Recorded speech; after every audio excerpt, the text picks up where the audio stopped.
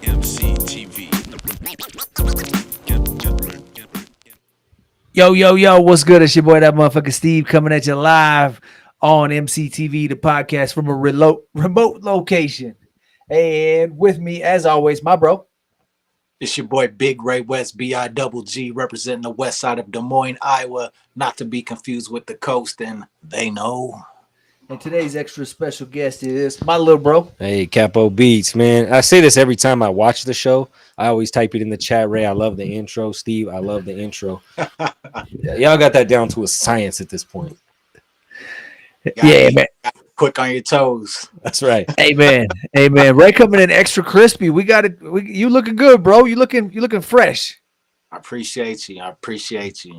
Hell yeah. We got that Wyoming internet, so you know it's a little pixelated. We got Minecraft. This ain't even the internet. This is just the net. Y'all got the hills have eyes internet. Right. Yes. Maybe next go around we'll try it off the what you call it, the MacBook Pro. We'll see what that does. We'll see if cell phone hotspot might be faster. Yeah, but that's all right. We're gonna give it a run. You know what I mean? We couldn't miss an episode, even though I'm out here on the move, moving and grooving. Had to link up. Little bro Capo came back from South Korea for a quick visit, so I figured we tap in and just get it cracking and say what's up. For sure, man. What's the weather out there? Cold. Bro, today it ain't too bad. You know what Cold. I mean? It's like 60 degrees today, 65. Tomorrow is full blown snow. We're getting 1 to 2 inches. It's supposed to be in the 40s here, I think. Oh, y'all ain't got to worry about no snow? I think so. I think it's just gonna be rain this way. Oh man, that's nice. I don't know. Low key, I fucking hate rain though. I take rain over snow anytime. No, I would take snow. Rain gets you wet, you know. Snow sticks on you. You can brush it off before it actually soak into your clothes. I don't fuck with rain.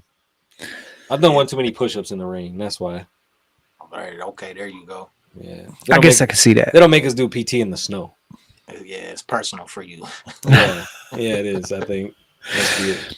So this one's a little bit earlier than we normally jump off, and so we'll see how the metrics work. I know we got a couple of people watching right now, folks jumping in and peeping the pod. So I appreciate everybody watching right now. Thanks for tuning in at this earlier time, and you know we're gonna see how this works because I think this might be the new schedule. Hello.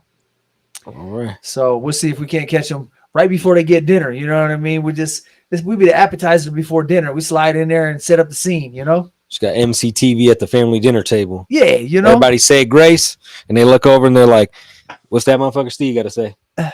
It's time to eat. Pass me the. Speaking of eating, Ray, what you getting for dinner tonight, bro? Man, I have no idea, dog. I got a plan. I just got off work not so long ago. It's been a little bit, but I know I'm starving. I'm starving, and I'm balling on a budget, but I heard that. We'll Feel see. that too. We got after it earlier, and we went and had some Qdoba for lunch. This man was really hurting for some Qdoba, Craving. so we smashed on a couple of them baby-sized burritos. Yeah. I ate that about like sub 2 minutes. Like I was like, and we got in true Ray West fashion, we got a couple racks of ribs. Yeah, you know what I mean. We hit them with a nice dry rub, threw them on the smoker, and we got 4 racks of ribs. A pellet smoker or a stick burner? It's a stick burner. stick burner. There you go. Ooh. Yeah, we got a little cherry. And what'd y'all go and get? Oh, so there was cherry and hickory in there in the beginning, but we threw on the mesquite towards the end. Talk that shit to me. Yeah, We hit it with we patted it real heavy with some dry rub, you know what I mean? Yeah. soak in for a while, you know. And Very nice. This pleases me. it's been on there for about 3 hours. And I think we probably got another hour. We're gonna go throw some discs and disc golf a little bit and come back and check on it. Yeah, that's hard, man. That's what it's about, though, man. Yeah, you link up with the fam, get you a nice plate. That's right. Yeah, linked up with the loved ones, and you know what I'm saying. Do what you're supposed to do. Man, I'm really thinking we're gonna come back with some dope ass beats for Ray West to jump on, bro. Like a whole arsenal. We I'm might. ready If we to got do some a time. TV album. Like, what's up, man? Let's do it. Let's That'd be do it. kinda I'm gonna come dope, back with a whole actually. pack of beats, just ready to roll. Yeah, that's how I work. And not only that, we this should keep the viewers excited. We got a whole bunch of new videos coming your way. I'm super excited. You know, I mean, I've been waiting for my man's to get back. Ow, just ripped that out of my ear. I've been waiting for my man to get back. But yeah, we're gonna hit it real hard with the videos. You know what I mean? That's yesterday was day one. We didn't get here till about 5 o'clock at night. He didn't get here. He didn't even arrive until about 11 o'clock after being on a plane for about 18 hours. And yeah, so yesterday we shook it off. You know what I mean? We got a little sleep last night, just a sprinkling of I some slept sleep. about 2 hours. We got a sprinkling of some sleep. But today we're gonna hit the ground running, and we're gonna get after them beats. So we got beats coming your way. We got the new EmceeTV Ray West mixtape coming real soon. All fresh beats from Wilson and Capo Beats. We're gonna have a whole coming at you. I'm not sure how your writing process is so fast, bro. Every time, like I feel like you just write so fast, Ray. I just don't. Because I don't spend a lot of time. I don't question. I don't second thought a lot of shit, man. The first thing that comes to my mind is what I put down. That makes sense. Man. It's like every time I watch these episodes and somebody freestyles, you're always like, man, I don't freestyle. But like I feel like you write fast enough that it's like almost like you could just freestyle. I'm sure I could if I put the time in to work on it. You know what I'm saying? But yeah, it's just like a muscle you're not flexing often.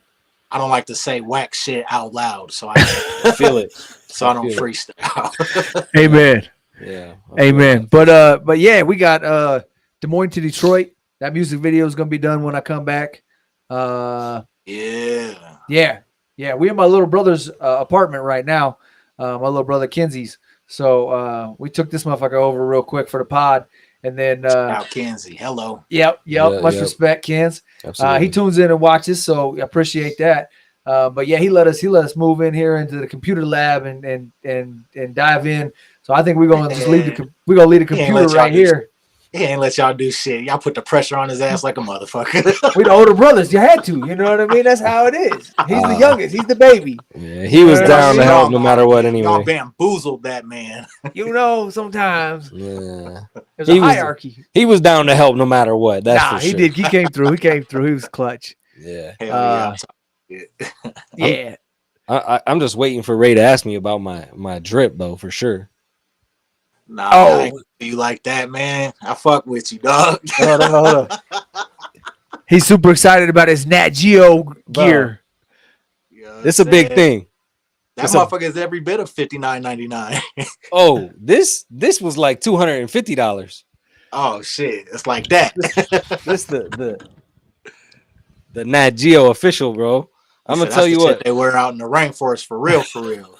Out in Korea, they wear this shit, right? But it's crazy. So the first time when I got to Korea, I seen like a dude wearing some Nat Geo shit, and you kind of think like, oh, this dude had a magazine subscription and got that shit for free, you know? And then the next time I see somebody wearing this shit, I was like, does that motherfucker work for National Geographic or something? No doubt. And then the third time, I'm like, there must be a National Geographic headquarters around here or something. And I met this girl. She was Korean, and I started asking her about it. I was like, what's up with all this National Geographic people around here? And she told me. Were they Asian folks or what kind of folks? Oh, yeah, all Asian folks. And she said, oh, no, that's rich people. She said, that's like Gucci or Louis out here. Okay. So, and I didn't believe her at first, but I went downtown. They got these malls where they got Louis Vuitton, Gucci, all the stores, you know, and National Geographic in there. And there's like a line outside the door, and they only let like a few people in at a time. And you got your own personal shopping concierge hanging out with you, and all this shit's like 250 plus. Nah, hell no. And it's insane. Yeah. So I've been calling it my national Giagucci. You entitled to do that. Yeah. Hey, that's like when a whole bunch of motherfuckers started wearing all that NASA branded shit. Yeah. That shit was big. So I don't know how much that shit was ever worth, but you know, it's the same type of shock value of clothing. You know what I'm saying? Like, who the fuck think NASA got clothes and shit, or National Geographic got clothes? I didn't even know. Yeah, I thought it was just a magazine. And now there's other brands out there that are like top, like with National Geographic. It's like Discovery and fucking Kodak, like the old film I've company. seen the Kodak shit before, I believe. That shit crazy. It is, bro. Yeah. Motherfuckers just get money all types of ways, man. Like, shit. Everybody got their hands in hella businesses. Right. Yeah, that's true, man. And speaking of business, Joe Budden been talking about the music business lately. Yeah. Joe Budden. I don't typically agree with Joe Budden on a lot of things. I don't know why. I think he's kind of crusty and angry about stuff personally, but there has been a couple takes where I'm like, yeah, I mean, I fuck with Joe on that one, but I don't know. He's made a career out of being a hater in some ways. So apparently the headline reads, Joe Budden says hip hop is headed for bad times. All of the musicians are broke. He said, from saying Cardi B is scared to drop her sophomore album to calling out streamers, Joe Budden has been giving a lot of his hot takes in recent months. On today's March 7th airing of his podcast, the former musician argued that there are bad times ahead. To back up his claims, Budden referred to the lack of number one records in 2023, notably Lil Uzi Vert's Pink Tape, which dropped in July, was the first to clinch the spot on Billboard's 200 chart. Subsequently, artists like Travis Scott, Drake, Doja Cat, Rod Wave, and Nicki Minaj landed at number one for their respective projects. Last year, number one hip-hop album for however long... Oh, so Budden says, last year, number one hip-hop album for however long tells me that number ones that came to tells me that Travis, Uzi, Drake, there's only 7. There's 7 rappers that they focus on. For some, it's because y'all are truly talented and make people all the money in the world. For others, it's because too many people have their hand in your pocket to let you fail. But everybody else, if not getting it through touring or if not getting it through other means, the music shit is a rap. Yeah, so basically, like, sum up what he's saying is he's saying that if you're not making money touring or merch, other things like the side aspects of music, you're not making any money from music because of streaming is what he's saying. And he's saying that the labels are making all the money. And I don't disagree, but I don't think that's a new thing, right? I mean, I know folks like Big Scoob and a handful of other folks that I talked to way back in the day had already told me that there wasn't no money off this rap shit. You know what I mean? They said you got to be out there touring. Touring is how you make your money. And to say you said it's not a new thing. It's not a new thing, but it is a new thing because back then, obviously, the record labels, you know what I'm saying, they was pimping the artists and shit. Right. But you independent game as an outlet if you had a big enough game to get all your dollars. Absolutely. Now you got the streaming service that even puts the independent game in a chokehold. Yeah, that's true. No, that's a good point. Makes it a new thing. Yeah, that's a good point because you're right. There's always been no money in rap, but when the independent thing came along with the internet, that's where the money was at. As an independent rapper, you could make money, but now you're right. They kind of stranglehold that whole or shit. CDs, when CDs before they killed the CD era, you know what I'm saying? Like, Yep. That's valid. I distinctly remember times in Las Vegas where I would have people come up to me and be like, "Hey man, get this mixtape free. It's free." Oh, yeah. And you start listening to it and you're just like, "Oh yeah, man, that's dope." And they're like, "Yeah, if you would give me $5 or whatever, I mean, it's free, but if you got $5, you're just like, oh yeah, here's $5." And you come back later and this dude had a box full of these fucking burnt CD mixtapes and he's down to, 10 or 15 copies and you're like $5 times. Damn, that's some actual money. Yeah, dog. Hey, I still put CDs today. I see why. I still put CDs today, man. I think there's something like it's a little bit different now with CDs. Back when CDs were a thing, having a CD was just a way of consuming the music. Streaming became a thing and really took over, right? And so now a CD is more of a collectible, right? I mean, that's definitely how I use them. It's having a tangible thing from an artist you like. If it's just an artist you just fuck with in passing, you're just gonna stream the album. And even if it's an artist you really fuck with, you probably still just gonna stream the album, but you're gonna buy the CD so you can put it in your collection or whatever. I agree with that, but I also think it depends on what you drive. You know what I'm saying? That's true. I drive an older Cadillac and I got a motherfucking nice ass CD deck in my shit. So Yeah. With some subs. slap them. You dig? Yeah. I had a fucking Newer cars don't 2010. have no CD players though. Yeah, I had a 2010 Ford Fusion and the Bluetooth was fucked up, so I had to use CDs. Yeah. So I can feel that. We're not quite in the era of ubiquitous Bluetooth yet. And coming though, man. They trying to get not far. Any car I get, dog, I'm putting a CD deck with Bluetooth in my shit. Like, Yeah. He said that dash coming out. Yeah, I'm gonna be able to listen to anybody's shit at any time. That's true. Respect. True. Yeah. Respect. I find a lot of people doing that these days. But anyway, as far as like Joe Budden, like I said, I don't agree with all of his shit, but I get what he's saying, and I didn't really grasp the picture of it until you brought up that point, though. Like it really is. That's kind of actually blew my mind when you said that. But yeah, it's like that's the way to put the independent game in the chokehold too. That's crazy. Yeah, Budden got a lot of wild takes. You know what I mean? He's definitely one to go wild with it real quick. You know what I mean? And just grab some shit.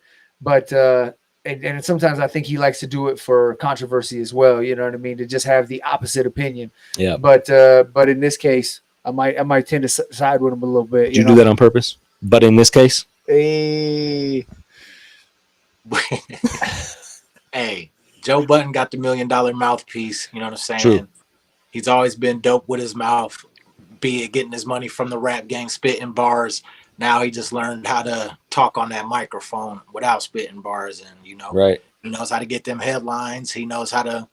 True. It's all business. Emotions involved into it. Yeah. Yeah, it's all business. He's got a formula and he's working it. I can respect that. He's blunt, dog. He's blunt as fuck. I usually fuck with his battle rap takes. Not always, but usually he's got some pretty good battle rap takes. So I don't watch enough of his podcast to know, like, to formulate an opinion about him. Yeah. I kind of quit following him after the whole Slaughterhouse fallout and the whole King Crooked fallout and all that shit. That was a big thing for me too. That was a pivotal moment for me. I think for him that boosted his career a lot, like because he was able to focus more in that area and less on music. For me, as like a respect thing, I was like, bruh, Slaughterhouse was literally a fucking super group. Like, I'm not gonna say it was all his fault because obviously there's a lot going on. Yeah, no doubt. But I kind of felt like I was like, man, is this Joe being drama? Like, I don't know. From the outside, it looked that way a lot. So I don't know, but yeah, that was a turning point for me too, as far as paying attention to his content too much. But you're right, absolutely. He makes headlines, man. Because I catch Joe Budden clips on my rolling through Instagram all the time.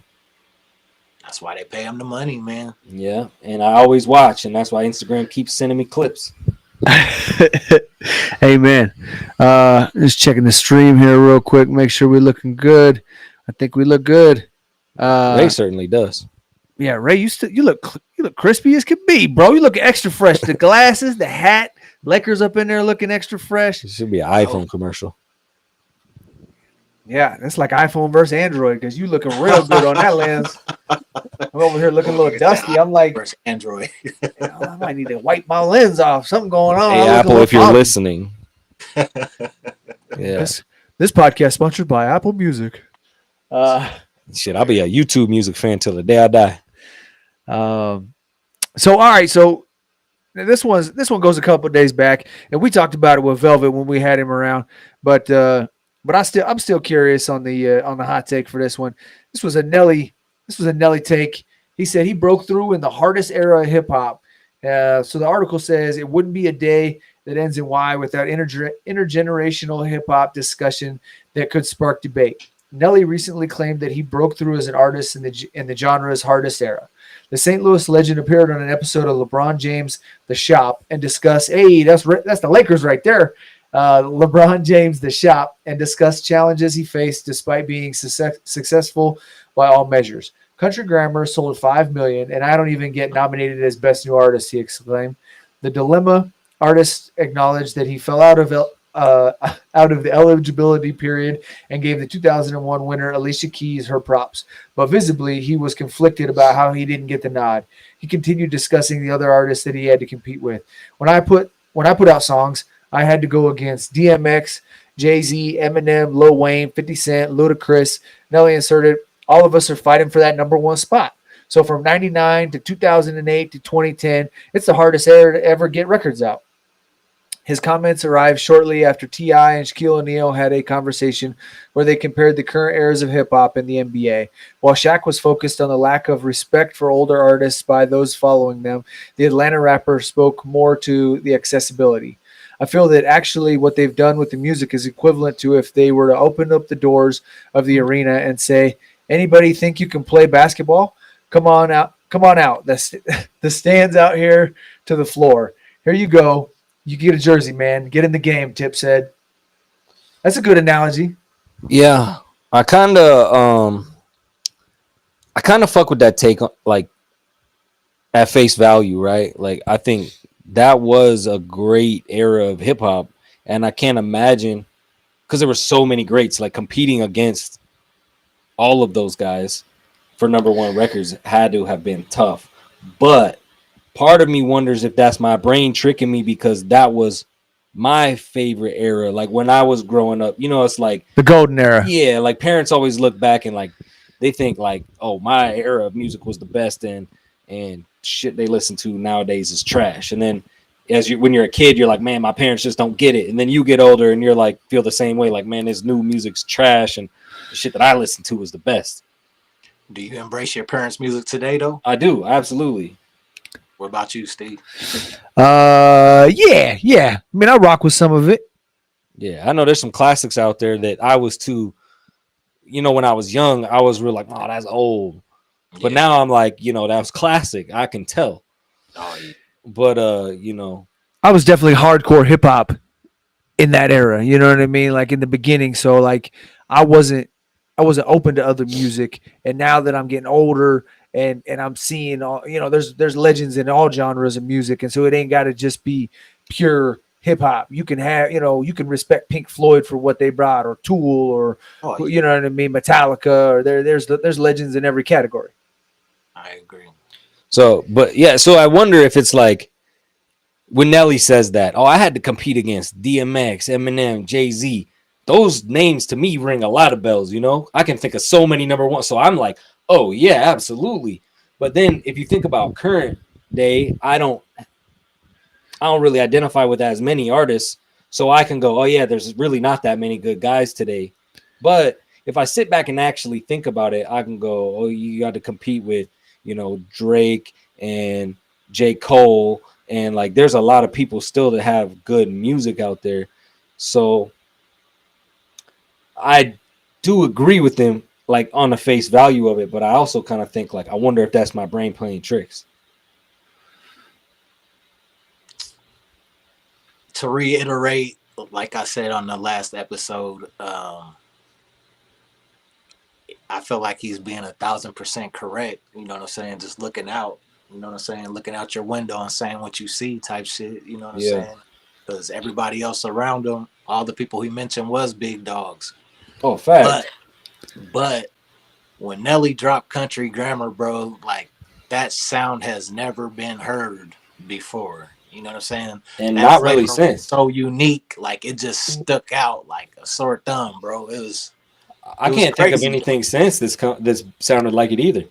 Man, so I feel like he had that advantage, the sound advantage. Like he had an all new wave that sounded good. You know what I'm saying? The whole album slapped. That's true. The singles that he chose was perfect. Country Grammar, Ride With Me, EI. Like what the fuck? Right. Yeah, that's true. Yeah, and he was just a dude from the Midwest at that point. You know what I'm saying? Like the music sold that shit. Like yeah, sound did, bro. Yeah, absolutely. No, that's big facts on that one. That's the truth. Yeah, like that shit was quality shit, man. And it just there was nothing out that we've never heard that sound before. Yeah. And yeah, it's tough for me because I always try to look at things like objectively. No doubt. So I agree with him, right? Like, because in my mind, those are the top guys. No doubt. Yeah. But I'm have to sit here and think, like, is it just my brain, or is he just really spitting 100% facts? Well, and that was our golden era. I mean, as people our age, you know what I mean? Our age golden era, growing right? up, Like, that was our golden era. And a lot of people, even the generation beyond us, say that was the golden era of hip hop too, because now there's a lot to be said about the floodgates just being wide open and anybody can step on the court, so to speak. If you want to get back to that metaphor with Shaq and them, you know what I mean? Like you ain't gotta play college ball and come out and be that dude. You know what I mean? This Caitlin Clark in it. You know what I mean? You can just walk on the court and be like, yo, I got bars. Yeah. But there's also there's some positives to that too. I think we've seen some artists have seen the light of day that never would have got picked up by a label. There's a lot of gatekeepers that didn't get to alter people's careers. Right, I agree. Right. Let me ask y'all this. Okay. So by the new distributing programs, you know what I'm saying? Your shit like DistroKid and DistroKids and all that type of shit. Okay. By designing those platforms and programs and making it so accessible to anybody, do you guys think that has played any part in watering down the music scene? Without a doubt. Yeah, 100%. I don't know how it couldn't. It gave people the avenue to be able to get their music out, whether you were qualified to do it or not. Used to be if you were on Spotify, you must be somebody. Yeah, exactly. So if somebody was like, check me out on Spotify. On it. Everybody, like, it means nothing no more. Right. If you used to say, check me out on Spotify, they'd be like, oh, you got your music on Spotify? I'll probably go check it out. This motherfucker's serious. Yeah, you know what I'm saying? Yeah, now it's like, check me out on Spotify. Yo, there are people on Spotify that got hour-long, 2-hour-long albums of blank noise. That's crazy. Now, fuck with this, though. Now this comes into them upping the ante in terms of who gets paid and who doesn't, right? Because now they changed those parameters recently for good or for bad. But they said, all right, the game's getting watered down. You know what I mean? Or maybe they just got greedy. Either way, you know what I mean? Yeah, that's greed, though. They said if you ain't hitting 1,000 streams, we ain't tracking it. We ain't tracking it. You ain't getting paid. I think that's greed. Because I don't care if you got 5 streams, you deserve that fucking penny for each one or whatever it is that they're paying people. Yeah. They just need to set a price per stream. And if I pay for a subscription obviously I got to pay to upload the music in some type of form or fashion. You know what I'm saying? I deserve at least what's mine. Yeah, 100%. That is kind of okay. Now I can see it that way because they're like essentially your lawyer or your representation. You know what I'm saying? You've paid. And you're like, yo, I'm gonna hire you. You gonna win the case though, but don't give me nothing. Right. Yeah, no, that's facts. That's facts. Yeah, that's just straight greed. That's valid. I can see where you're coming from, saying like, yeah, so it's watered down. So now they're saying, okay, we're moving the bar up here. If you want to get paid, you got to be there. And I get that from like a fundamental perspective, but at the same time, shit, I don't care if I got 5 streams. I work for them 5 streams. No doubt. If you like set a price per stream, or you take the fucking pool of all the money that you made that you're paying out, and you're like, all right, we made a fucking $1 million. Well, we had 1 million streams on the platform, so every stream gets $1 this month, and so they just count it out by how many fucking streams you got, and they pay out equally. Well, and I think that the streams are not split in an equal amount. You know what I mean? Like there's people like Webby or other people that I've heard say they getting plenty of money off Spotify. You know what I mean? But then I've heard other people like Snoop say, you know what I mean? The numbers is there, but the money ain't right. Well, there's a difference there too, because Snoop's used to seeing album sale money, where you sell an album, it's $12, $15. Even if they might buy the whole album for 2 songs. Well, and the homie broke it down a little while back. Remember when we had we did that interview with D Rose? He was talking about if you pre-order the album, that counts. That pre-order equates to this many streams. And so when you buy a 10-track album or whatever, that equates to 1,200 streams or whatever. Sure, because they assume you're going to listen to each track 12 times or something. Well, I mean, I think that 99-cent download for a song or whatever, or I see. Each one has a denomination. Sure, they had to put a value on it. And so it turns into this many streams. And so, but if you get somebody to pre-order your album and they physically buy it, What this Wasn't that what really he was is saying, Ray? That it basically translated into streams, and if you had it connected through your ASCAP, then all the numbers recorded, Nielsen SoundScan or whatever. and you got SoundScan spins for each one that you basically had sold pre-order. Yeah, that makes sense. So you came out the gate ready. But what this really is, I think, from Spotify, it's a business move. And it's a move. They're saying they're established player already in the space. If you're an independent artist, you're putting music on there, whether you're getting paid or not.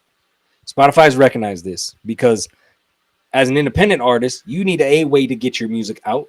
As an established artist, you don't. You could be on Spotify, you could not be. You don't want to miss out on the free money you're going to make from Spotify, but at the same time, if you got a problem with Spotify, I'm fucking out. Right? But an independent artist, you're going to put your music on there regardless because you ain't making any money anyway. Or not enough to. I didn't put my new album on there, dog. Yeah, and that's respect. But so this is Spotify's way of saying, look, we're going to take the money that we would pay these guys and we're going to pay it to the top percent of these guys so that they can be paid more money from the same pool of money. That way we can retain them on our platform instead of them going to Tully or, Tidal. Tidal. Yeah, or the other platforms which are rumored to be paying more money, right? Man, this shit's crazy, dog.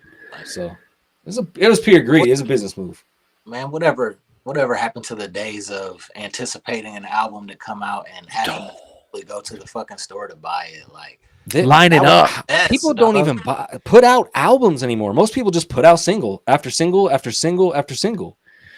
Man, I want that. Man, I'm old school, dog. I Me want too. that full-length LP, man, 14 or more records. You know what I'm talking about? I was telling that to somebody the other day in Korea, in the barracks. They were talking about something about Ye being one of the best rappers or whatever, which I'm like, yo, Ye's got some solid fucking albums.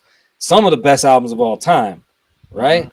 Fucking College Dropout, Late Registration. Them two are in the top 10 of all time, any records. He's all right.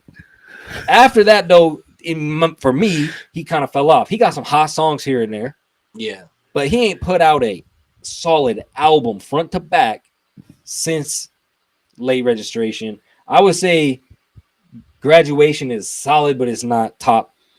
You wasn't fucking with 808s and Heartbreaks? Nah, that wasn't my style. Okay. I recognize that people say it's innovative and he was doing something different. And I will recognize that down the road, other people started emulating that style and it got very popular. Right? He was just ahead of his time on that. I don't think they're wrong. It's just not my style.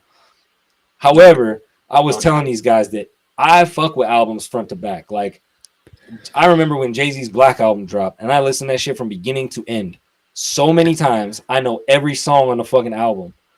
Word for word. You know what I mean? And I miss that feeling because now when no new albums drop, it's a new song. And if a new album drops, I fucking click through it.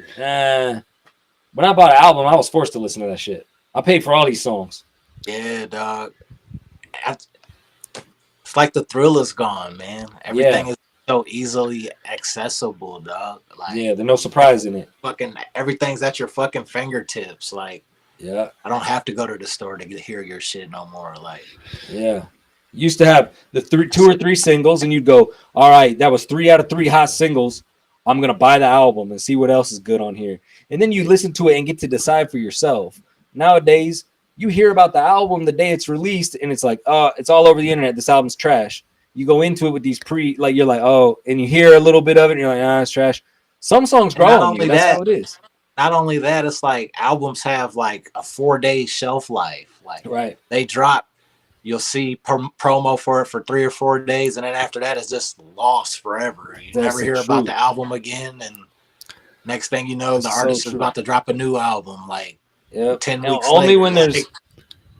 Only when there's top songs. That's it. The top songs stick around, but the albums never do. I don't even know like what Ye's last album was. He's had like 4 or 5 since I've even lost track. So, Ray, speaking of new albums, Ray, you got some new cuts that you working on, right? All the time, dog. What's in the pot right now? What you working on? So we just did Walking in Rhythm. That's out on all platforms. Well, not all platforms, just out on very limited platforms. You got to really come to me for a link if you want to get that shit. Walking in Rhythm. You know what I'm sizzling? We got physicals. We got merch.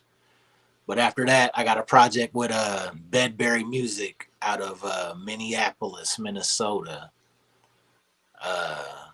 We got a EP coming out. I think it's got 6 songs on it, and it's called On 767th and Bedberry. Entirely produced by Bedberry Music. You know what I'm saying? So How you link up with them? I actually met them in Minneapolis. We did a show out there, me and T-Bear, at a place called the Terminal Bar. Okay. And they was one of the few people out there that was actually spitting dope. You know what I'm saying? There's this dude named DJ Killer Beat. And that's exactly what he did. He killed the beat. Hey, yo. DJ Killer Beat. DJ Killer Beat. And he's Bedberry Music. That's his production shit. You know what I'm saying? So, okay. That's probably something. 3 shows together out there. You know what I'm saying? And it's love every time we come out there. And we linked up like that. And he started sending me beats. I never knew he made beats, but he started sending me these hard ass West Coast sounding ass beats. I was like, boy, you don't know who the fuck you fucking with, boy. Oh yeah. On everything. I love it. That's a valuable skill in music too, just being able to network like that. Yeah, that's what it's all about, dog. Right. Like, you got to go to these shows and think that, shit, every show you go to, man, you got to work with at least a couple people in that motherfucker. Right. Yeah. Especially the artists, you know what I'm saying? Collaboration is everything. Oh, yeah. Hell yeah. Find somebody to work with, pick up one new fan. It's a good thing. It's a good day. I got that on 767th and Bedberry album coming. KT is dope. Got a new single about to drop April 2nd. It's called Classic, produced by TZ the producer. You know what I'm saying? Straight Des Moines shit. T-Bear's new album is being mixed right now. It's called Back Outside. 19 all new records. You know what I'm saying? About to get a music video going for a single.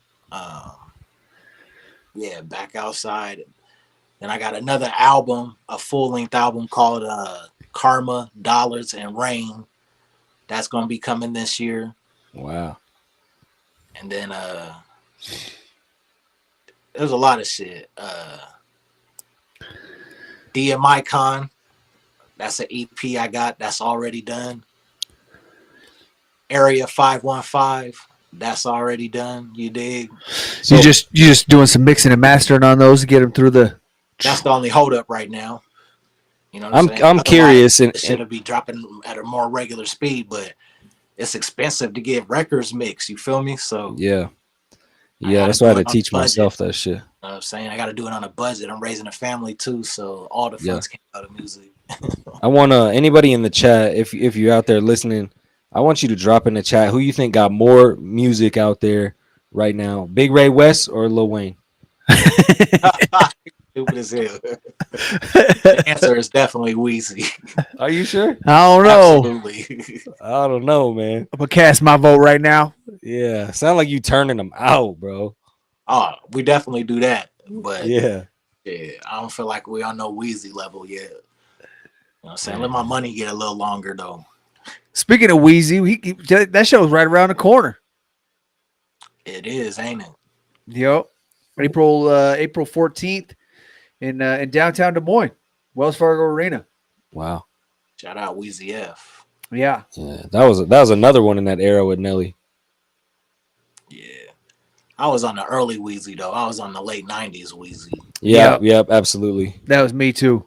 I went and seen him down in Denver back then. You know what I mean? When they was dropping them shiny covers, same time Master P was dropping the shiny covers. The Block Was Hot, that album, and what was the name of his second shit that had to Get Off the Corner? Lights Out. Lights Out. Yep. Yeah. Hey, when that motherfucker was on that type of shit, you know what I'm saying? That's when I was fucking with him. But you know what I'm saying? I didn't say he didn't elevate. He definitely elevated, but he went.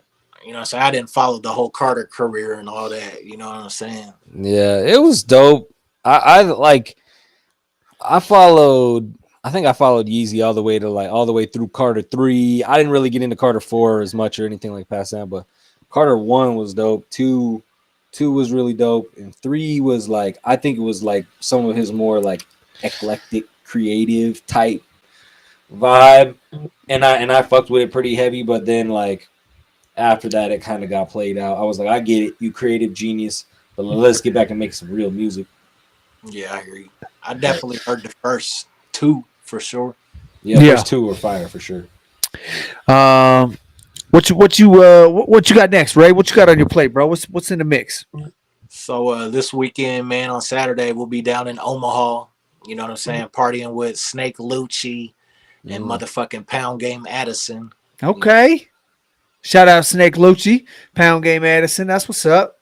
Yeah, Omaha's gonna be cracking like a motherfucker. Shout out my doggy AJ the Dread. Yo. Is that a nice enough entertainment show? Nope. I don't think so. I think it's AJ the Dread, dog. Oh, dope. Okay. Dread, motherfucking shout out AJ the Dread for always keeping your boy in Omaha, because I love Omaha. You know what I'm saying? It's always hell yeah down there, you know. Yeah. A lot of great connections, a lot of homeboys down there in Omaha. So we'll be down there this weekend. The Omaha and Des Moines connection is strong anyway. Oh, it's thick. The scene like span both. Yeah.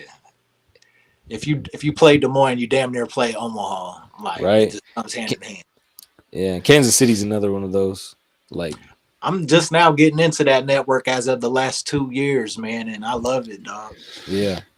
Speaking of that, we just had Tech 9. Yeah. Shout out Nina. In Des Moines? Shout out Nina Tech. Sunday. Oh, wow. Tech throws a hell of a show, man. I haven't heard anything about it, though. So. Well, you told me Hollywood was there spinning. Yeah, but I ain't talked to him or nothing. Okay, yeah, I haven't either. Yeah.